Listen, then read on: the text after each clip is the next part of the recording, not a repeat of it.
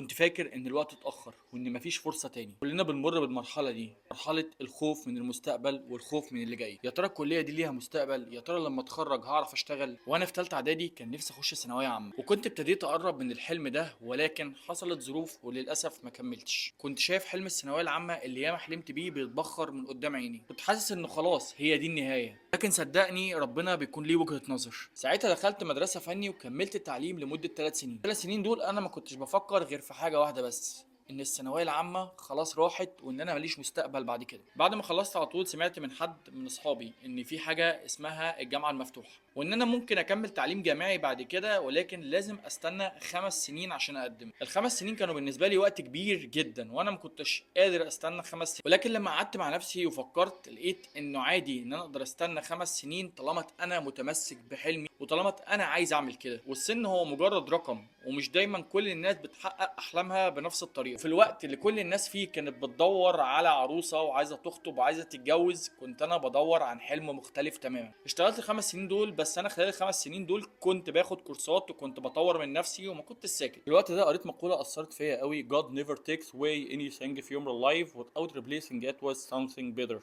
ربنا مش هياخد منك حاجه غير لما يعوضك باحسن منها. وبعد انقطاع 5 سنين كاملين قررت ارجع الجامعه تاني، وده كان تحدي كبير بالنسبه لي قوي. دخلت كليه الحقوق جامعه القاهره وكنت بشتغل وبدرس. وفي سنه ثالثه حصلت حاجه، الحاجه دي كانت احسن حاجه حصلت لي في حياتي، ان انا ارتبطت. الخطوه دي خلتني اتمسك بحلمي اكتر، وخلتني احب الحياه اكتر، خلتني ابقى شجاع وابقى قوي، خلتني اثق في نفسي واحبها اكتر. فرقت معايا في الفتره دي ان يكون في حد معايا بيحبني حب مش مشروط، مش بس كده ولكنه مؤمن بيا اكتر من اي حد حواليا. في الوقت ده انا كنت بشتغل وكنت بدرس وكنت بشطف في الشقه، وفي وسط ده كله كان في دعم منقطع النظير بيتقدم لي. بعد 4 سنين من الدراسه خلصت جامعه واتخرجت. خلال ال4 سنين جامعه انا كنت بتعلم تعليم اونلاين بالكامل. وصدقوني اللي بيتعلم اونلاين ده بيبقى قوي بما فيه الكفايه، بيقع كتير وبيتعلم كتير. عشان كده ومن هنا جات لي فكره المحتوى، ان كل اللي اتعلمته اقدر اعلمه، عشان انا معايا شريكه حياه مؤمنه بيا هي اللي شجعتني ان انا ابدا. مش في امكانيات ساعتها، ولكن كان في عزيمه واصرار وصبر وحب.